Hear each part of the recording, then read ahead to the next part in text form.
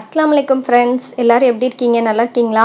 இன்னைக்கு நம்ம பார்க்க போகிறது ஒரு டேஸ்டியான சூப்பரான கறி தோசை தான் பார்க்க போகிறோம். அங்கே அதை எப்படி செய்கிறதுன்னு பார்க்கலாம். அதுக்கு முன்னாடி நம்ம சேனலை சப்ஸ்கிரைப் பண்ணாமல் ஃபஸ்ட் டைம் பார்க்குறவங்க சேனலை சப்ஸ்கிரைப் பண்ணிக்கோங்க. பக்கத்தில் இருக்க பெல் சிம்பலை கிளிக் பண்ணி ஆல் கொடுத்துக்கோங்க. அப்போ தான் அடுத்தடுத்த வீடியோஸ் உங்களுக்கு நோட்டிஃபிகேஷனில் வரும். வாங்க இப்போ எப்படி செய்கிறதுன்னு பார்க்கலாம். சிக்கன் கிரேவி, மட்டன் கிரேவிலாம் செஞ்சு மிச்சம் ஆகிடுச்சு. இதை என்ன செய்யலான்னு யோசிக்கிறீங்களா? கவலை விடுங்க. இப்போ நமக்கு ஒரு சூப்பர் ஐடியா இருக்குது. பாத்திரத்தை அடுப்பில் வச்சு சூடான பின்னாடி ஒரு ஸ்பூன் எண்ணெய் ஊற்றி ஒரு மீடியம் சைஸ் வெங்காயம், ஒரு தக்காளியை வந்து பொடிசாக நறுக்கி அதில் ஆட் பண்ணி வதக்கிக்கோங்க. வதங்கின உடனே அரை ஸ்பூன் இஞ்சி பூண்டு பேஸ்ட்டு, மிளகாத்தூள், மல்லித்தூள் அரை ஸ்பூன் சேர்த்து, கரம் மசாலா ஒரு 1/4 டீஸ்பூன் சேர்த்துக்கோங்க. உடனே நம்ம லெஃப்ட் ஓவர் மிச்சம் இருக்கிற நம்ம சிக்கனோ மட்டனோ எதுவாக இருந்தாலும் சின்ன சின்ன பீசஸாக கட் பண்ணி வச்சுக்கோங்க. அதையும் அதோட ஆட் பண்ணி நல்லா மிக்ஸ் கொடுத்துட்டு ஒரு 1/4 டம்ளருக்கும் கம்மியாக தண்ணி சேர்த்து ஒரு 2 நிமிஷத்துக்கு மூடி வச்சு நல்லா அதோட பச்சை வாசனை போக வரையும் வேக விட்டுக்கோங்க. இப்போ தண்ணியெலாம் சுண்டி நம்மளோட எண்ணெய் பிரிஞ்சு வரும், நம்ம ஊற்றின எண்ணெய்.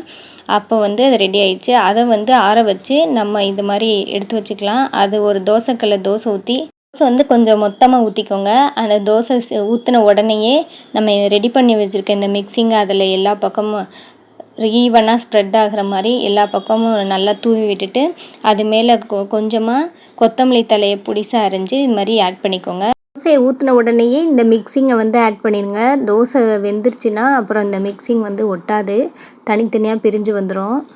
எல்லா பக்கமும் சேர்த்துட்டு 1 நிமிஷத்துக்கு வெந்த உடனே அடுத்த பக்கம் திருப்பி போட்டுக்கலாம். இப்போ கொஞ்சம் ஆயில் சேர்த்துக்கங்க, நல்லா வேகட்டும். 1 நிமிஷத்துக்கு வெந்த உடனே நம்மளோட கறி தோசை ரெடி ஆயிடுச்சு.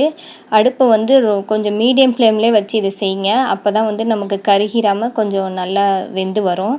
1 நிமிஷத்துக்கு நம்ம தோசை திருப்பி போட்டு வேக வச்சுட்டா போதும், அதுவே நமக்கு டைம் கரெக்டாக இருக்கும்.